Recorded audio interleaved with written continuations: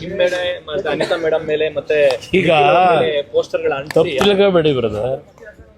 ನಾನು ಈ ರಾಜ್ಯದ ಮುಖ್ಯಮಂತ್ರಿಗಳಾದ ಮೇಲಾದರೂ ಇದೆಂಥವು ಬ್ಲೂ ಫಿಲಮ್ ಮಾಡಿಸೋದು, ಪೋಸ್ಟರ್ಸು ಇದೆಲ್ಲ ಬಿಡ್ತಾರೆ ಅದನ್ನು ಅಂತ ಅಂದ್ಕೊಂಡಿದ್ದೆ. ಆ ಕೈಯಲ್ಲಿ ಇನ್ನೂ ಹೋಗಿಲ್ಲ.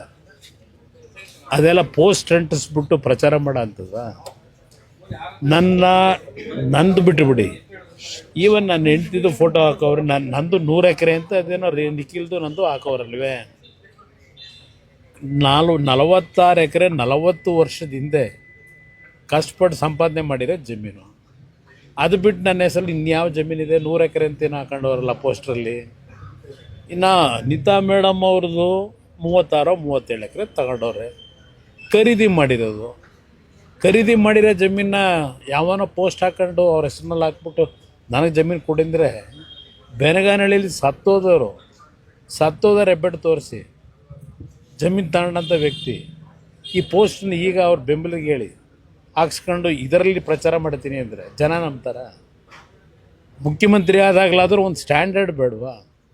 ಒಂದು ಸ್ಟ್ಯಾಂಡರ್ಡ್ ಇಲ್ಲದೆ ಈ ರೀತಿಯ ನಡವಳಿಕೆ ಇವತ್ತು ಈ ರಾಜ್ಯ ಯಾವ ಪರಿಸ್ಥಿತಿ ಹೋಗುತ್ತೆ ಅನ್ನೋದನ್ನು ಯೋಚನೆ ಮಾಡಬೇಕು. ಕುಟುಂಬದವ್ರನ್ನ ಫೋಟೋ ಎಲ್ಲ ಹಾಕಿ ಇದು ವಿಕೃತ ಮನಸ್ಸು. ಅದು ಅಷ್ಟೇ ವಿಕೃತ ಮನಸ್ಸು. ಅದು ಹೇಳದ್ನಲ್ಲ, ಇದು ಮೊದಲಿಂದಲೂ ಬಂದಿರೋದು ಇದರಲ್ಲೇ. ಈ ಕೈಯಲ್ಲಿ ಬಂದಂಥ ವ್ಯಕ್ತಿ ಈಗಲೂ ಇದನ್ನೇ ಮುಖ್ಯಮಂತ್ರಿ ಆದಮೇಲಾದರೂ ಆ ಮುಖ್ಯಮಂತ್ರಿಯ ಕುರ್ಚಿಗಾದರೂ ಗೌರವ ಬೇಡವಾ?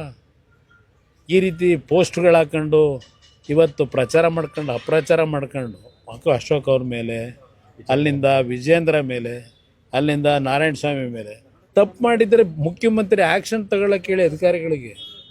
ಪೋಸ್ಟ್ನಲ್ಲಿ ಸುಮ್ಮನೆ ಹಾಕೊಂಡು ಪಾಪ ಇಲ್ಲಿವರೆಗೆ ಕಾಂಗ್ರೆಸ್ನ ಮಂತ್ರಿಗಳು ಶಾಸಕರದೇ ನಡೆದೋಯ್ತು, ವಿಧಾನಸಭೆ ಕಲಾಪದಲ್ಲಿ ನಡೆದೋಯ್ತು, ಮತ್ತು ಅವ್ರನ್ನ ಬಾಯ ಮುಚ್ಚಿಸಿದ್ರು.